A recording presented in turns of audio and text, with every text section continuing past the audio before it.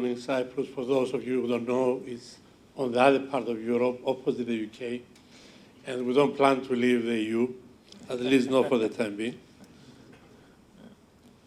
Okay, now Cyprus has a corporate rate the same like the UK, like the Ireland, and what the UK wished to have, of 12.5% for companies which are managed and controlled from Cyprus. We have participation exemption on dividends of holding companies without minimum requirements, and we don't tax capital gains on sale of shares or whatever type of investment. Irrespective of a treaty or not, we don't have withholding taxes on dividends, interest, and royalties paid outside to non-residents. We are not as good as the UK in double tax treaties. We have about 60 treaties, maybe about 15, 20 which are under negotiations. Some of them have very good rates and very beneficial. We still do not have CFC rules, even though we may introduce some under the adoption of the provisions of the Tax Avoidance Directive. We have no minimum capital requirements, and we have no thin capitalization rules. Cyprus has been working with BEPS initiative from the beginning, and effectively we have adopted the country-by-country reporting, and I think the first reports will be sent out at the end of December for 2016. Originally, with the 750 million threshold on turnover, we didn't think there would be a lot of companies in Cyprus reporting. I have been proven wrong. There is a lot of companies who have a parent company in Cyprus and meet this requirement. And also, we have one of the countries which signed the MLI under the BEPS for the amendment of the treaties.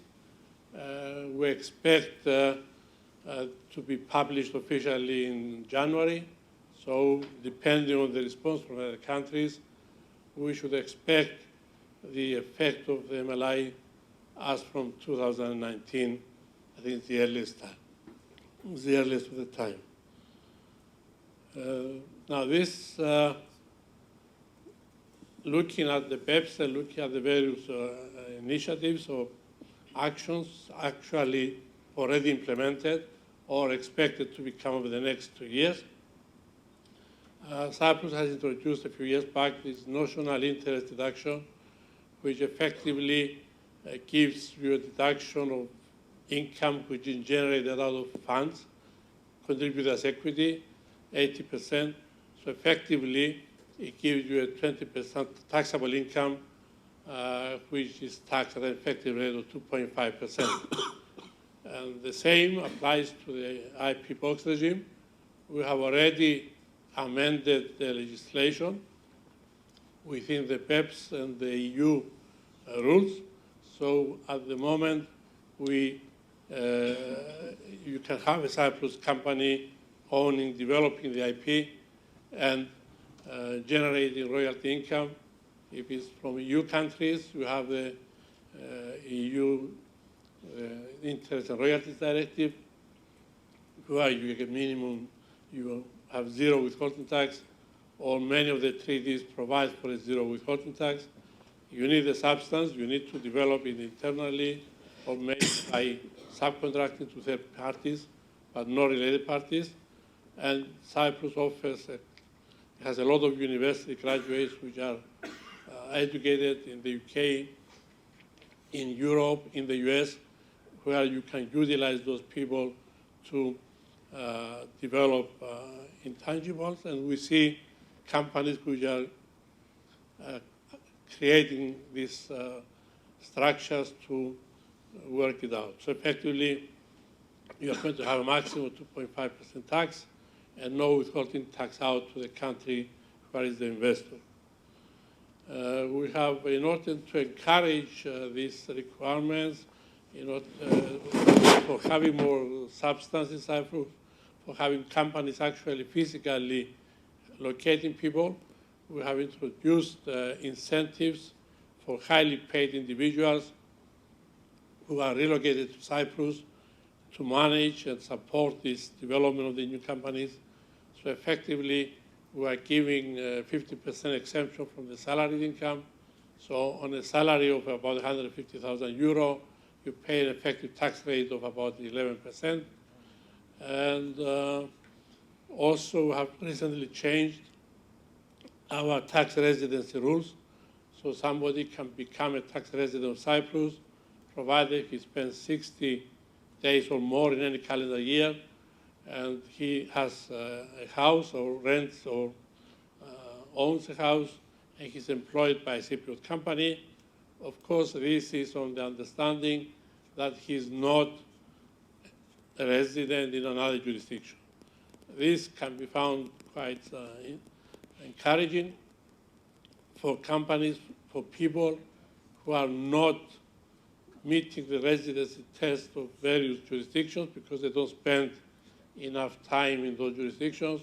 If they become residents of Cyprus with the 60 days residence there, then they can take advantage also of treaty benefits and claim the benefits which you can get under the exemption.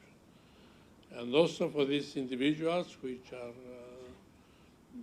are becoming tax residents of Cyprus, but they are non-dom, we have introduced about 2 years ago rules that exempts those non-dom of their investment income from any taxes, irrespective of whether the income is generated from within Cyprus or outside, or whether it is remitted or not. We don't follow the UK rules there because we want to encourage people to bring the money into Cyprus without actually taxing them. So this effectively means that somebody, an executive who moves to Cyprus to work in order to support the substance, which is something which is become very important, he can move to Cyprus and the individuals will take the same benefits or more benefits than the corporation itself. So for this, Cyprus is a place where there is a lot of investments through Cyprus. I know with PEPs and MLI, you have to increase your substance, you have to put more into the businesses, and but the opportunities are there. Cyprus has changed a lot over the last few years. The financial crisis in 2013 pushed the government to make significant changes. So now it's a country which effectively is adopting and following all the EU rules and all the OECD rules. Thank you very much, Neofytos. I think Cyprus is a very well-known holding location in Europe, so it's good to know what the current state of play is. I certainly have a question on those substance requirements that you just mentioned, but maybe first open to the floor for questions to Neofytos while he's here, or for the panel, if you have any questions.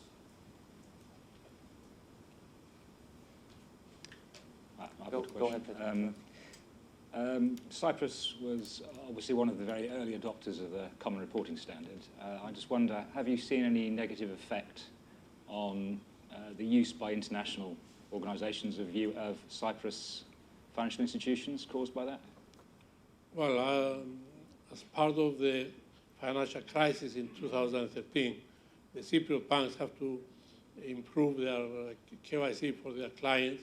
So they have already done a lot of cleaning of non-welcome clients. So we haven't seen any real on corporations being affected because I think the option is all the countries have to adopt. Cyprus was 1 year earlier than the other jurisdictions. So I think that was to the advantage of Cyprus rather than a disadvantage. So we haven't seen any companies really having an issue to report those banking, financial information. Okay. Any more questions? I have a question. Yeah, go ahead, Donald. Neofytos, Cyprus is well known as a holding company location. What's your view on the multilateral instrument? Will that have an effect on the regime? Well, I think like every other country which is used the treaty as the only advantage. They have to affect. So what we're advising, for us, give us a great opportunity to advise our clients. They have this 1-2 years before the process is implemented to put a substance which is required, but also to look at their structure and change, amalgamate, combine activities so you can create the business purposes and the business reasons within the structures. And I think it's a great opportunity and we're working with a lot of companies in this respect. So we have a time frame of about 15, 20 months. And I think companies start realizing now that without changes, they won't have the opportunity to do it. My question actually links in with the remark of Donald. In the MLI, you have the PPT, the Principal Purpose Test. And in there's a focus on substance from a source state's perspective. For example, if you have a Cyprus holding above a European subsidiary, of course, from a source state's perspective, the substance in Cyprus is extremely important. What is exactly the change you have seen the last 2 years when it comes to these substance requirements? So you touched upon that a little bit in your presentation, but can you point out some specific developments the last 2 years that are relevant also for us as other member firms to be aware of what's going on in Cyprus? Yeah. Well, what we are telling the clients, because this substance is under BEPS, under MLI, it's a treaty, it's beneficial ownership, this is something which is going on for the last 2 or 3 years.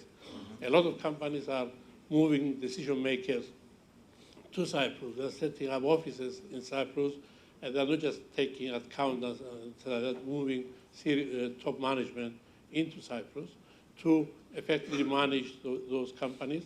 So it's one of the things which we see, and that's why Cyprus has given a lot of incentive to those highly paid individuals to attract them to Cyprus.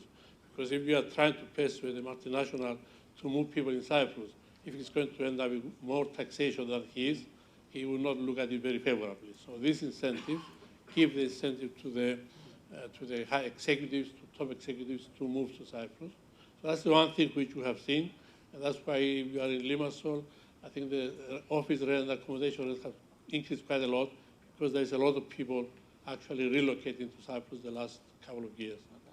Okay. And the other thing we do is just the standalone SPV is no longer an option. So you just look at how to combine more than one company into a holding company and maybe add some more activities to add the business resource which you can create and justify if you put the structure properly. Is it fair to say that the trend you see in Cyprus is that in the last 2 years actually you don't see holding companies moving away from Cyprus, but actually you see the quality of the substance improving with better professionals relocated to Cyprus? Is that what you see? Well, we see a lot of these companies strengthening, like you said, they have more substance into Cyprus. Of course, the smaller type of companies, which maybe they shouldn't be anywhere internationally, they're closing. Yeah. And we're telling clients that, look, if you want to stay internationally, it means more cost, it means more taxes. Yeah. If you don't want to stay internationally, like any other country, just stay in your own country, pay your own taxes, and live happily thereafter. But there is a lot who want to live differently. Okay. Thank you very much, Neofytos, for your update on Cyprus.